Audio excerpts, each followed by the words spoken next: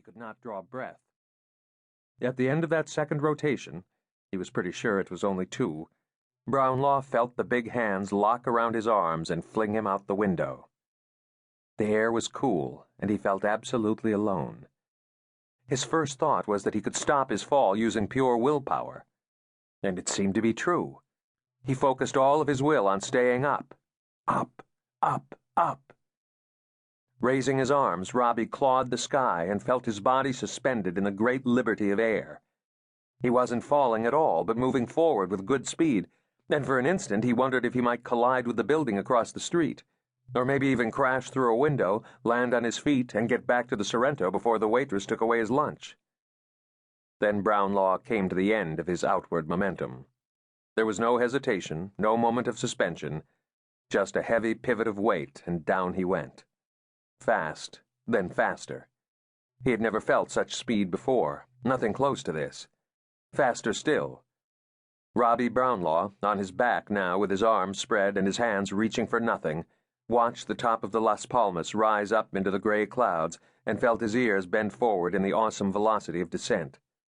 He understood that he was now in the hands of something much larger than himself, if he was in any kind of hands at all. He thought of his young wife, Gina, with whom he was ferociously in love. He understood that the power of their love would be a factor in the outcome here. It seemed impossible that their days together were about to come to an end.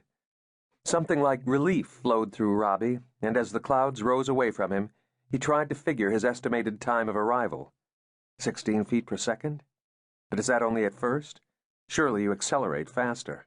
How high is a story in an old hotel? The phrase, 2 more seconds, came into his mind. But in spite of Robbie's belief that he would live to love Gina for years to come, a more convincing idea now flashed into his brain.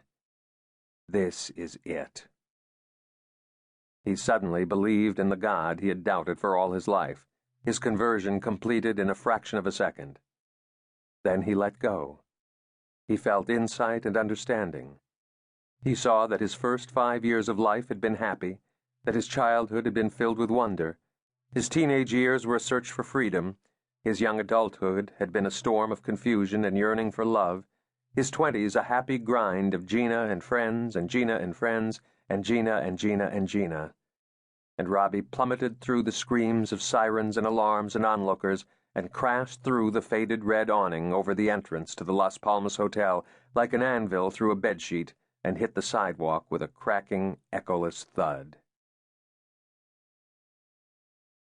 1. My name is Robbie Brownlaw, and I am a homicide detective for the city of San Diego. I'm 29 years old.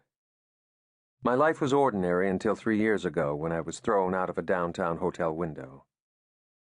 No one knows it except my wife, but I now have synesthesia, a neurological condition where your senses get mixed up. Sometimes when people talk to me, I see their voices as colored shapes. It happens when they get emotional.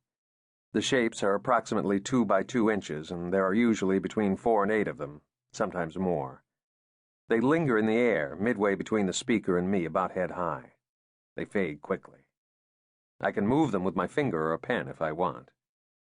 Shortly after my fall, I used graph paper and colored markers to make a chart of which words and word combinations triggered which colored shapes. This was time-consuming and not always pleasant, due to some very painful headaches. I also observed that blue triangles generally came from a happy speaker. Red squares came from a deceptive one. Green trapezoids usually came from someone who was envious. Green really is the color of envy, just like we were always told. But as the weeks went by, I noticed that identical words and sentences could sometimes trigger very different shapes and colors. I was afraid that I had post-traumatic swelling in my brain, and worried that my synesthesia would worsen to the point where I'd spend the rest of my life drooling at invisible shapes while people tried to talk to me. I spoke my fears to Gina one night, and noticed that when she told me I shouldn't worry about it, her words came to me as the black triangles of dread. I looked them up on my chart just to make sure. It was then that I began to understand that the colorful shapes are provoked by the emotions of the speaker, not by the words themselves. So I have